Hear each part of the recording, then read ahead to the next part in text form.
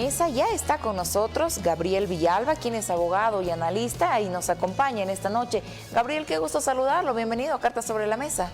Un gusto compartir con usted, Paola, compartir con tan prestigioso medio de también la Casa Grande, la Universidad Mayor de San Andrés, de la cual yo me titulé. Es un gusto compartir con ustedes, estar con tanta gente y llegar a tantos hogares. Muchísimas gracias, Gabriel, nuevamente por acompañarnos.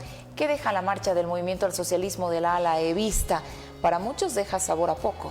Sí, sin lugar a dudas ha sido una marcha muy sacrificada, ¿no? Característica de las movilizaciones, se podría decir, de los 90s. Encontramos la marcha por la vida, tierra y territorio del 89, las movilizaciones por la guerra del agua del 2000, del 2003 por la guerra del gas, una movilización que creo yo queda en la historia contemporánea de la política boliviana por la cantidad, ¿no? Recordemos que la anterior movilización, también propiciada a instancias del movimiento al socialismo, el 2021, denominada la Marcha por la Patria, en apoyo en ese entonces al gobierno de Luis Arce Catacora, movilizó alrededor de 2,5 millones de personas, era lo que se estimaba en aquel año. Las estimaciones más holgadas de esta última marcha, denominada Para Salvar Bolivia, dan cuenta de al menos 3 millones y medio, ¿no? de movilizados.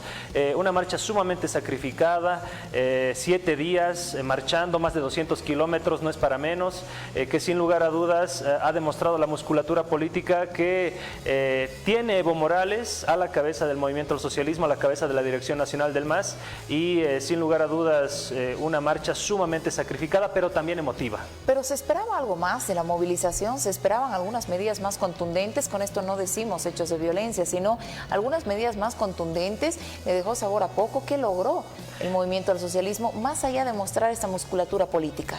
Sí, sin lugar a dudas, quizá los mismos marchistas movilizados esperaban acciones más contundentes, ¿no? Una presión política más fuerte hacia el gobierno de Luis Arce Catacora, pero sin lugar a dudas hubiera sido una confrontación. Creo que las determinaciones y las decisiones políticas de la dirigencia del denominado Pacto de Unidad o el Estado Mayor del Pueblo han sido acertadas, porque también Plaza Murillo estaba trincherada de funcionarios públicos y otros grupos que estaban armados con bazucas artesanales, como se reportó en diferentes medios de comunicación, ¿no? Entonces iba a ser una confrontación sin sentido, quizás lamentando heridos, muertos. Creo yo que se actuó también en ese entendido de mantener, empezó la marcha siendo pacífica y culminó siendo pacífica. Eso es lo fundamental y el mensaje que se le da a toda Bolivia, pero obviamente había también cierta gente que estaba participando de la marcha que esperaba muchísimo más, ¿no? Pero ese muchísimo más hubiera sido inevitablemente una confrontación. Ahora, ¿quién gana, quién pierde dentro de esta movilización?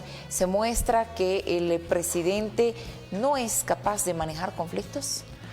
El presidente Luis Arce Catacora es un burócrata, ¿no? Es un personaje tecnócrata que abiertamente dice que es el creador del modelo económico, social, comunitario, productivo, se las da de académico. Sin embargo, hay que recalcar que el modelo económico, social, comunitario, productivo es la construcción de un sujeto colectivo, lo que te hablaba anteriormente, actores políticos de una acumulación revolucionaria histórica del 89, el 2000, el 2003, el 2006, el 2009, que ha ido construyendo la nacionalización de los hidrocarburos. No se puede atribuir nadie ser dueño de un modelo económico. Más al contrario, si analizamos desde la otra vereda, Evo Morales sí es una persona de base, ¿no? Es una persona que desde muy joven fue dirigente sindical, desde muy joven participó también en marchas, conoce toda la hermenéutica y la dinámica de las organizaciones sociales y de las movilizaciones y de las medidas de presión.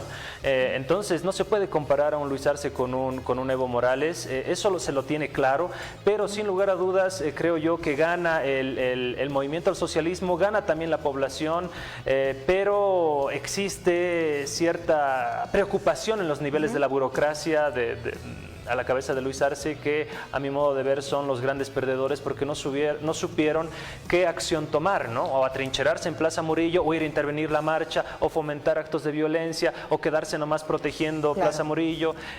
Situaciones caóticas dentro del accionar gubernamental y de su propia comunicación política. Ahora, en ese sentido, ayer veíamos un Evo Morales muy eufórico que le daba 24 horas de plazo al gobierno para realizar cambios en el gabinete. Hoy en Cochabamba ya no habla del cambio de ministros, del plazo en las 24 horas. ¿Da un paso atrás también Evo Morales? Creo yo que no es algo contradictorio, ¿no? Porque en la marcha, en el discurso de Evo Morales, decía 24 horas para el cambio de ministros. Y hoy en su conferencia de prensa en Cochabamba decía 48 horas para solucionar el tema del combustible, decían. Entonces son dos medidas que no se contradicen entre sí.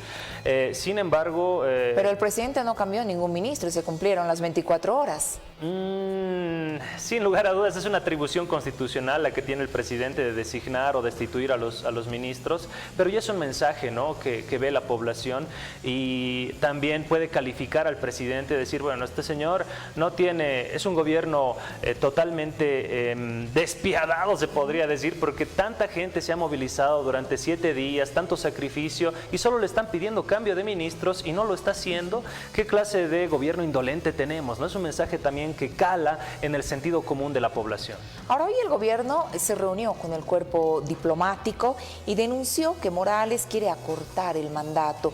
¿Cómo se toma esto? ¿Cómo se analiza esto? Es una estrategia válida, legítima, que tiene Luis Arce Catacora para dar a conocer a la comunidad internacional la debilidad que muestra a instancias locales, a instancias de su manejo gubernamental local.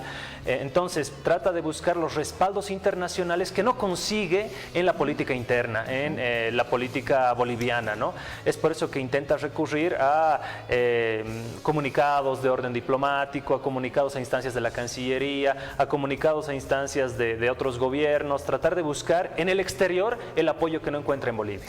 Gabriel, para finalizar, por favor, dentro de estos 16 puntos del pliego petitorio de esta movilización, no se encontraba el tema de la reelección ni del Congreso de la Ucaeñe.